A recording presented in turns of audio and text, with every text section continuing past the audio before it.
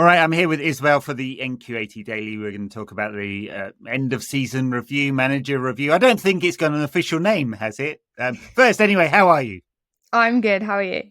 Yeah, pretty good. Yeah, people may have noticed on the other one, I smacked my head at the weekend, so that's what that is. Everyone's going, "What have you done to your head?"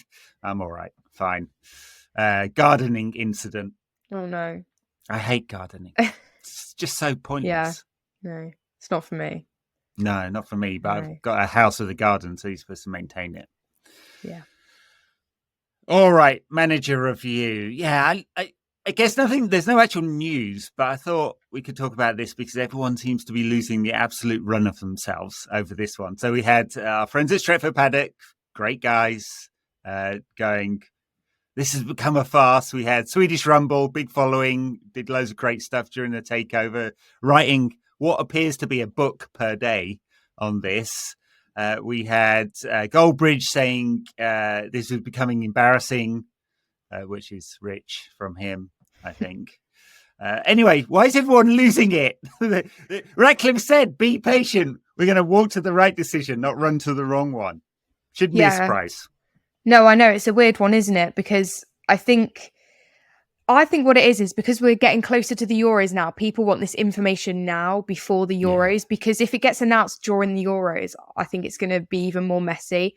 So I do get it. I think it does need to be announced within, the next week, which they've kind of said that is what's going to happen. So yeah, I don't know. I think we do just have to be patient. I know we all want the news. But you have got to be patient, unfortunately.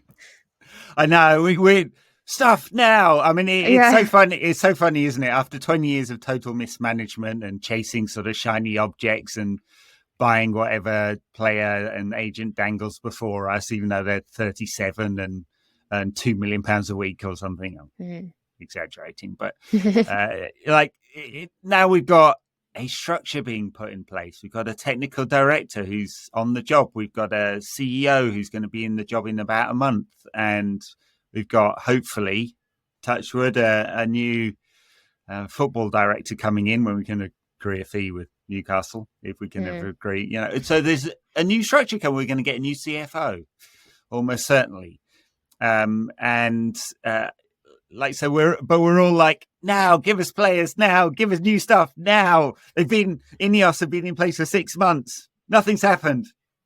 Give it to us now. I know it just feels the total antithesis of what we've all been asking for years, which is competent management doing the right things, even if that takes a bit of time. Yeah, I think because just everyone's unsure about. I don't think it is certain that Ten Hag will leave. I do think it is all up. I think it is all up in the air. It's a difficult one because when I'm looking at, people talk about United on social media, whatever. From what I'm seeing, the majority of people do want Ten Hag to stay. I think there is people out there, obviously, who do want him to go. It's a difficult one, and I genuinely don't know what the outcome is going to be. I mean, what do you think? Do you think he will stay? I mean, it seems to me. Honestly, after Steinberg did that piece in The Guardian, which I have it on good authority, was well sourced from inside the club, it seemed like, he's gone. And every piece of logic tells me that he would be gone normally. So, brand new executives, new owners, new executives in charge, they're going to want their own man because they've said over and over, Ratcliffe says in every interview, we're going to pick a club style and a manager will fit into that, not the other way around. We're going to put the right structure around him. And so every piece of logic tells me that he'd be gone. And yet, like there's been all these sort of manager moves in the market, and it's not obvious that a potential replacement would be better or would fit the thesis that they're developing for this club in the future. And so we may well be in a situation where we run into the new season and they're like, okay, let's see how it goes, which doesn't seem like the Ineos thesis, right? It seems like they're being much more proactive about stuff than that. But maybe we're just joining the speculation, right? So, and I mean, I've said before, I kind of feel a bit ambivalent about it. I think he failed last season. He made a lot of mistakes for someone who's an experienced coach that I wouldn't have expected. He got to plan B which wasn't plan A because of all the injuries, and plan B was all this transitional football and chaos ball. And it didn't work. And it didn't work 19 times. United lost last season. Yeah. And he got to the last 3 games of the season, and he came up with plan C, which worked. Yeah. I know, it's mad, isn't it? Yeah, totally. Yeah, totally. For such, he was at Bayern, he was at Ajax, he was at some other club in between. He's got enough experience to know, hey, maybe this isn't working. Maybe I should try something else. No, it was a slow season. It was a very slow season. There wasn't much changing until the end. And I think them last 3 games gave a lot of us fans a bit of hope, which isn't necessarily a good thing or a bad thing. It might be a bad thing because now we do have hope in Ten Hag, but actually he might not be the man. It's so difficult because, like you said, like things are, changing, hopefully changing. And it's like, well, then are we switching the manager out? Are we not? Are we giving him his, 3-year contract that we signed him on? For me, it seems silly to sack him 2 seasons in when he does have a 3-year contract. And I do think he can be a good manager. But like you said, he's just not cut it this season. So, I mean, if he's not good enough, what can you do? You've got to get a new manager in. It's just we don't know who the next manager is going to be.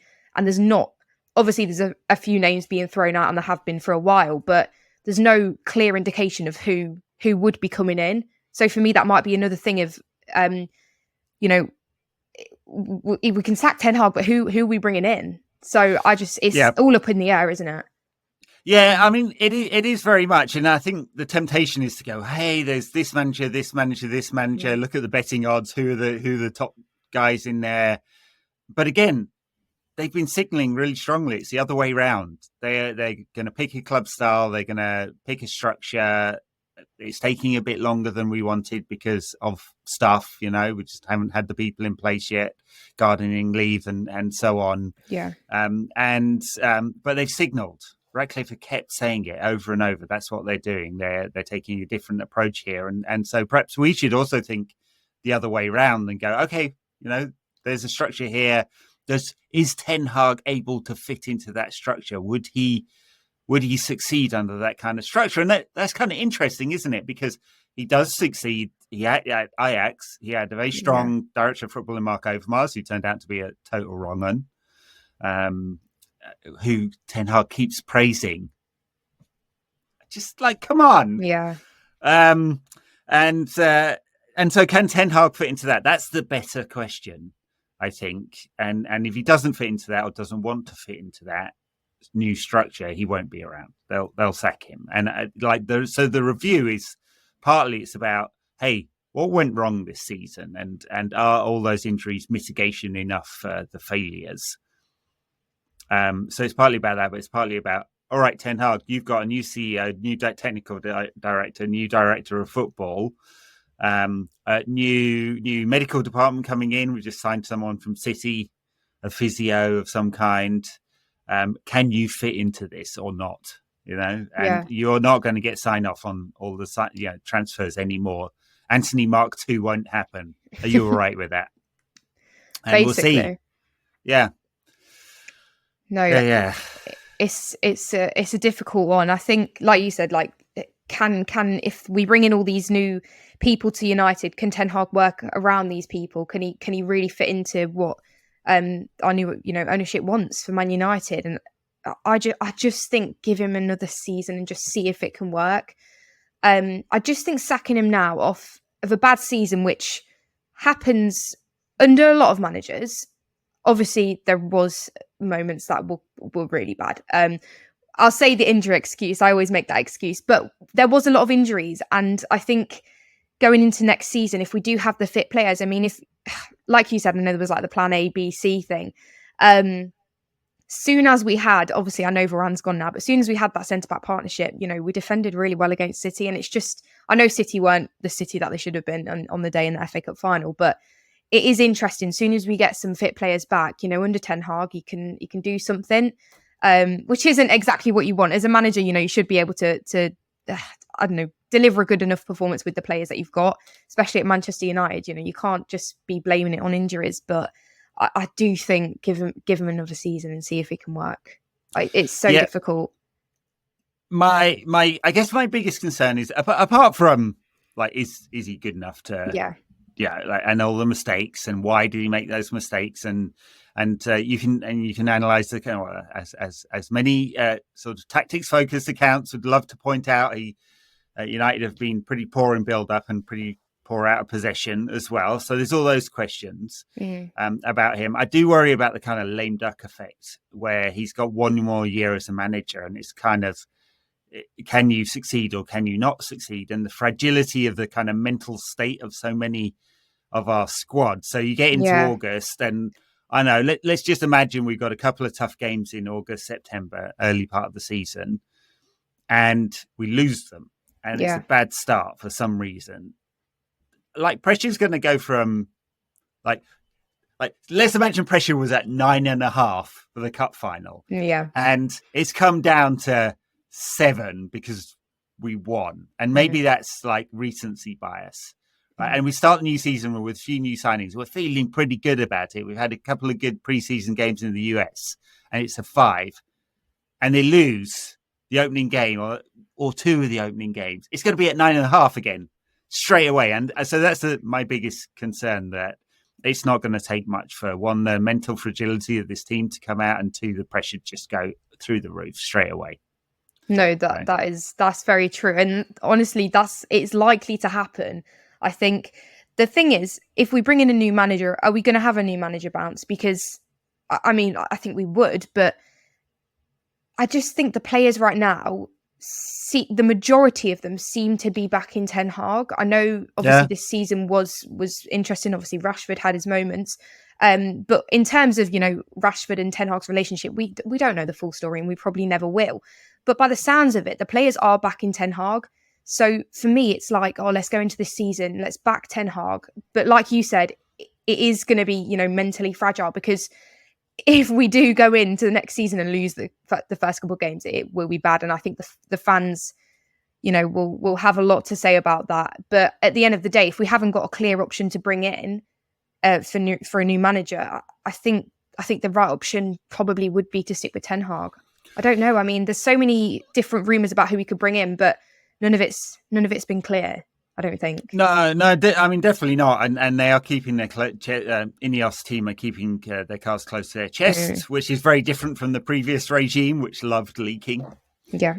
So I would be tempted if they are saying, okay, given our structure, Ten Hag can fit into that, and we buy the mitigation, and he's got a clear plan for what's coming next, and Wilcox will be important in this, I think, as part of the general overall committee, because ex-player, understanding the challenges and saw the end of the season.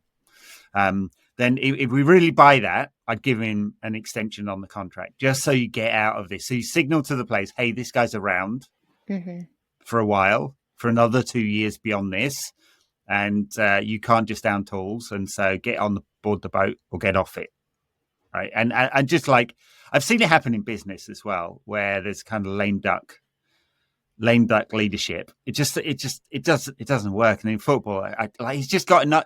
Like, Fergie could almost get away with it, right? And he didn't get away with it in 2002, right? When he announced ahead of time, he didn't get it. Like, he almost got away with it. Ten Hag's got no credit in the bank. I just don't see how he'd have no authority at all, because they're all like, well, he's going in the year, so we'll just wait it out. It's true. Yeah.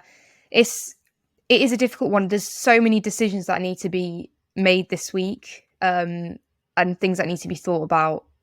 And I don't know whether, does Ten Hag know that he's going? Like, it's all this thing. It's just no one really knows. I don't even know if they know yet. And I don't, by the sounds of it, I don't think they do know. There's no really indication that Ten Hag will be leaving. It's just difficult. And like you said, you've got to work this manager into who you're bringing in as well. But if you give him another year, and, it's obvious that he's just getting a year, like you said, there could be a bit of a downfall. Like, would the players will know that he's only there for another year? Do they need to prove themselves? Not really, to this manager, because he'll be leaving. Yeah. It is very difficult. I don't know. I can't decide whether I want him to stay or go. Yeah, which is crazy, really, because 19 defeats. Any other manager would get sacked at a top club. I know. One manager who won't be coming back is Jose Mourinho. What did you make of his launch at Fenerbahce? I mean, scenes. He knows how to play to the crowd. I give him that. He said, Fenerbahce shirt is my new skin. It's like pure fan service. He was like, yeah. He does this every time. And then give it 3 months and he'll be like complaining about all the players. Oh, yeah. Whatever. Yeah. He won't stay long. No. His career is so funny, isn't it? He's now moved down to level B in his career. I mean, Roma, you thought, maybe they're on the way up. They've got private equity backers, Americans, and so on. But Fenerbahce, Turkish fans are fantastic, by the way. But the quality of the league's obviously, outside of the top 7 or so. And so he's not going to be challenging for the European Cup. Although he did well in did all right in the Europa League, didn't they? League, so. Yeah. No, I don't know. Jose Mourinho is a character, isn't he? I love him when he's not my manager. Yes. Yeah. That's a good point. All right, I guess we'll leave it there. Maybe this week we'll have news on Ten Hag stay, Ten Hag go, or maybe some alternative. We'll see. They seem to be surprising us with stuff, don't they? But everyone is definitely very itchy about it. I would just say to our listeners and fellow podcasters and vloggers and everything, just chill out, be patient. Something will come soon. Definitely. Hopefully. Bye now.